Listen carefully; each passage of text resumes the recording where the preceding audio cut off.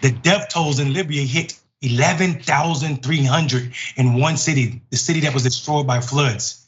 Like I said, at least 11,300 people are now believed to have died after torrents of water ripped through the eastern Libya. Jesus, a devastating toll that could largely have been avoided. Did you hear that? Avoided, global officials said Thursday. Jayar, I mean, it's so much to get into on this story, but I can't help but think about what we were dealing with a couple months ago with Hawaii. I can't help to think about what was going on on so many parts of the world where the same response is it could have been avoided. At what point do we hold people accountable, man? Well, this is the hard part. I was trying to figure that out too. Whenever there's something that's international like this, a natural disaster or something, honestly, a natural disaster that turns into something worse because of our man-made shortcomings, then we get stuff like this happen. And I'm thinking, man, what is it that we could do from here? What is it? I mean, you got humanitarian efforts, you have cleanup and also potential rescue and recovery efforts that happen. That's the minimal part, but we're talking about preventative things. Anytime we talk about gun violence here, anything that takes people's lives, we're looking at 5 figures of potentially people losing their lives here in this situation. And what kind of preventative thing could have happened? It always comes back to no matter what country you are from, no matter which leadership is in place, it's still a lack of covering for other folks that don't have the means, the positioning, the power to do that themselves, but they still live in this country.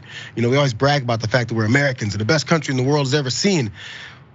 Why is it that it's so much different still here from saving people's lives before something happens, which we could easily predict, to then there? And as we found out, as the details came out from this particular country and region, there's warring political factions.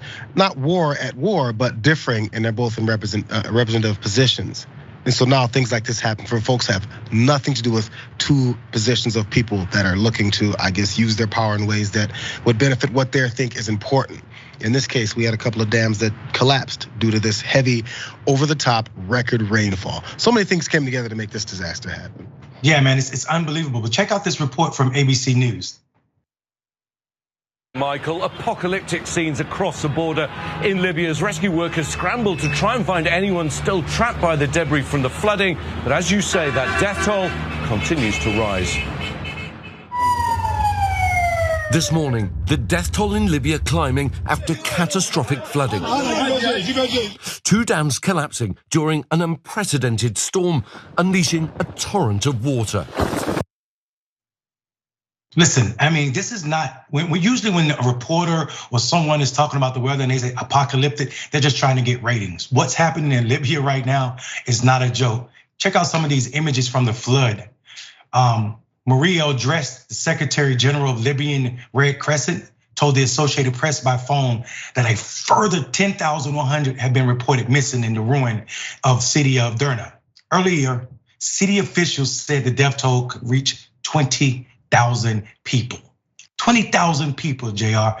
I mean, that is 3-4 times the size of infield. We are no longer allowed to sit by and let humans cause this type of death. This is more than some wars. And I think the idea that if you look at those images that we just saw, that entire city was wiped out. That is scary to me that elected officials are not doing what they need to be doing in these cases, man. I'm not sure if you've experienced flooding. I assume you have, Mondale, out there, especially in southeast part of the country. Then I grew up and saw a little bit of it, and I think it was '93, the flooding in St. Louis. It happens quick, and it happens when you even think you're ahead of it. So as far as widespread flooding like this, where things just fell apart in entire cities, tens of thousands of people potentially dead, it was probably something that many people saw coming, but still, to what degree can you get somewhere where it's not gonna be affected is the other hard part about this. Many times people go, oh, you found people sitting on top of a roof or on top of a car just trying to get away from, and that's the level and the extent of the planning that could have possibly gone forward.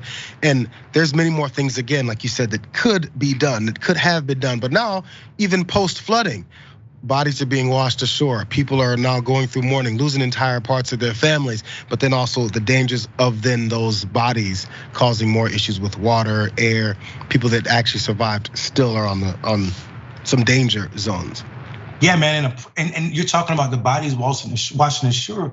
It makes it extremely hard. I mean, we can't even get a precise tally of the rising number of people killed, and that's incredibly difficult because, like you said, the level of destruction and the chaotic political situation in the region, with all the bodies that are still washing ashore and the burials that are happening in mass graves, it is unbelievable that we're at this point. And you said something about this happening and what happened. Let's talk about how that really did happen. A deluge of rain from Mediterranean storm Daniel caused 2 dams to collapse, as you said earlier, sending waves more than 20 feet high through the heart of Derna, a port city in the country's east. More than 7,000 residents were wounded. Ambulance services spokesman Osama Ali told NBC News, and that of course is coming from Patrick Smith at NBC. Back to this human failure I was telling you about. The United Nations warnings came early. Most of these deaths could have been avoided. Most of these deaths could have been avoided if authorities had better warning systems in place. The United Nations Weather and Climate Agency said this on Thursday. They could have issued the warnings, and emergency management forces would have been able to carry out the evacuation of the people, and we could have avoided most of these human casualties. I don't even like saying human casualties. These are lives lost. This is death. Let's just say what it was. And of course, that too came from Patrick Smith. And then we can, man, Jayar, let's stop right here because we're talking about, when you say most of these deaths could have been avoided and we just breeze over that, it makes me feel a little dirty, no pun intended. I think this is something that we really need to deal with. And I think we need to get to a place where internationally we're talking about how do we warn people when the weather could literally kill them. We saw that in Hawaii where they didn't do everything they could have done when people literally lost everything. People were jumping into the ocean. In Libya and Hawaii to try to save their own lives because authorities, so-called authorities, weren't doing what they were supposed to be doing. Think about it. You mentioned Hawaii now, right? That was a few weeks ago, maybe even a month, 3 weeks ago. And it was devastating. We talked about it for a week. We saw the fallout from it. I had a friend of mine was in Hawaii and she was posting things about what she'd experienced because she happened to be there at the time. They always would go. I got several groups of friends that go regularly there. Even Hawaii, which I guess there's still some Americans that don't realize that that's America. But even in Hawaii, because it's detached from just the continental United States, there's still this detachment from actually doing something about it or caring enough. Now imagine what we're dealing with when it comes to our mindsets for folks way over in Libya, right? So I watched some of these other videos and reactions from people as they watch, rescue efforts come, maybe even seeing some bodies come forward and a couple fathers, brother crying over losing everybody in their family.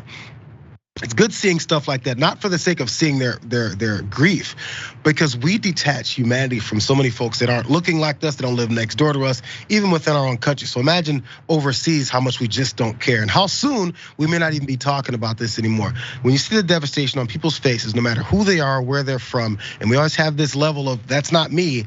When you see it, you understand just how much it is just like us. And maybe that's another reason, something else we could, is education on compassion for other folks in our world. I can't say it's an all-time low, but the degree to which we brush over things is astronomical.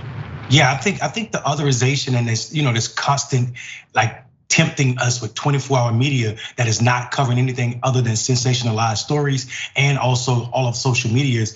I think all of this video has made people extremely comfortable with other people's hurt and pain to a way that even watching it may not help. I mean, we hear from organizations talking about this story again, brother, for like the World Meteorological Organization. Their statement said that, check this out, the agency said this week that it issued a warning 72 hours before the dam collapsed. Both of the dams collapsed, including contacting the Libyan authorities and making statements to the media. This led to a state of emergency being declared in the North African country. Then you got to couple with that with the fact that the dams weren't even maintained. And one day before the storm hit Libya, the mayor said at a news conference that some areas surrounding the dam should be evacuated. But an emergency committee formed by the Eastern government, once again, elected officials, Interior Ministry ordered curfews instead. So let's keep these people locked in their houses, basically like death traps rather than getting them out of there. This is what a spokesman from the mayor's office said to the city's dam. Had not been maintained since 2008 because of Libya's fractious politics. Man, politics should not be the reason people die. Politics should be the reason people live longer and better lives. So I mean, this just goes on with the rising concerns and issues, fears of a rising of waterborne diseases affecting the area, especially with rotting bodies still washing ashore, access to clean water. We should say the lack of access to clean water, sanitation and hygiene facilities will be required to prevent further crisis within this crisis.